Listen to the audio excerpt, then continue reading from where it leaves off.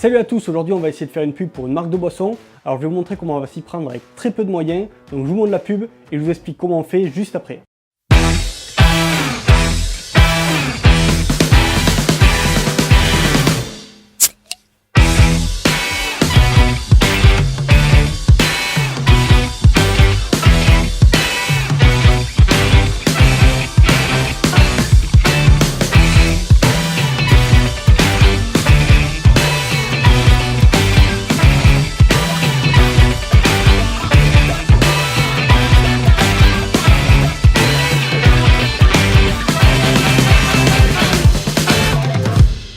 Alors pour commencer, on va choisir un produit. Moi j'ai pris une bouteille Coca-Cola en verre de 33 centilitres. Alors parce que déjà visuellement la bouteille est esthétique.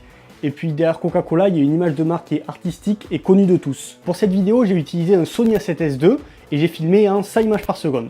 Mais bon, pour avoir un joli slow-mo, il ne faut pas juste filmer en 100 images par seconde. Il faut aussi augmenter son shutter, sinon il y a du flou de mouvement et quand on ralentit l'image, ça fait pas un slow-mo esthétique. Du coup, j'ai mis mon shutter à 1/1600 de seconde et si on fait des arrêts sur image, on voit bien qu'il n'y a pas de flou de mouvement. Les gouttes, elles sont bien délimitées, les seules qui sont floues, ce sont celles qui sortent de la zone de netteté. Mais en augmentant le shutter, on diminue énormément la quantité de lumière reçue par le capteur. Donc du coup, pour contrer ça, je me suis mis dans une pièce très lumineuse avec de grandes ouvertures. J'ai rajouté deux softbox pour éclairer ma scène avec une lumière diffuse et j'ai rajouté un panneau LED en backlight pour faire ressortir les contours et surtout donner un côté translucide au Coca-Cola. Comme la vidéo est composée entièrement de gros plans, j'ai utilisé un objectif 70-300 de chez Sigma. La monture, c'est une monture Canon, donc du coup j'ai pris une bague d'adaptation pour la monter sur mon A7S II. Avec un objectif qui a une distance focale de 300 mm, on a une zone de netteté qui est d'environ 2 cm.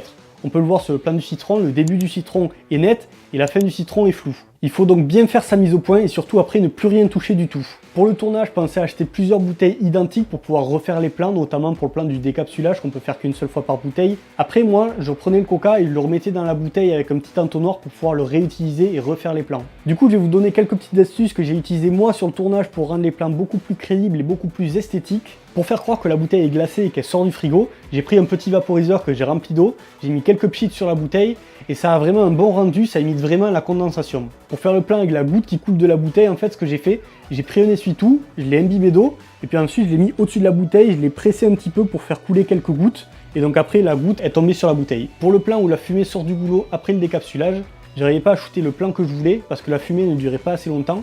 Donc du coup ce que j'ai fait en fait, j'ai pris une bouteille vide, donc j'ai fait un gros plan sur le goulot. Puis ensuite j'ai craqué une allumette, je l'ai mis à l'intérieur et en s'éteignant, la fumée générée par l'allumette est sortie du goulot. Pour le plat avec les citrons, il faut utiliser une surface monochrome mais surtout réfléchissante. Et donc ça du coup tout le monde en a chez soi, c'est les plaques à induction. On la nettoie bien, on met une fine couche d'eau dessus, on fait la mise au point à l'endroit où on va faire tomber les citrons et ensuite on a juste à faire plusieurs essais pour avoir le bon plan.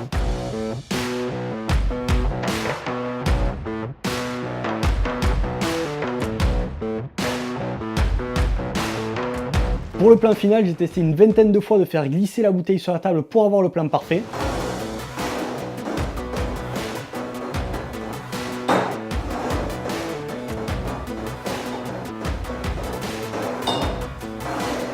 Donc le timing est nickel, mais au début on voit ma main qui lance la bouteille. Donc du coup ce que j'ai fait, j'ai animé un masque dans première pour pouvoir recouvrir ma main et j'ai animé un deuxième masque sur la bouteille pour révéler le texte. Après le montage et l'étalonnage, j'ai vu qu'il y avait beaucoup de bruit à l'image parce que j'ai dû monter en ISO pour pouvoir correctement exposer ma scène. Pour corriger ça, j'ai utilisé l'outil Denoiser de Red Giant. Ça réduit pas mal le bruit, mais j'ai pas un ordinateur assez puissant pour l'optimiser au maximum. Voilà, c'est la fin de la vidéo. Merci de l'avoir regardé jusqu'au bout. Vous pouvez me suivre sur mon Instagram @BuddyShotProd. Je publie des photos régulièrement et je mets des stories de mes tournages. N'hésitez pas à liker la vidéo si elle vous a plu et à vous abonner. Salut! This is my country, my damn country. Give me my country, you can keep the rest. This is my country, my damn country, and it don't mean a thing if it don't pass the test.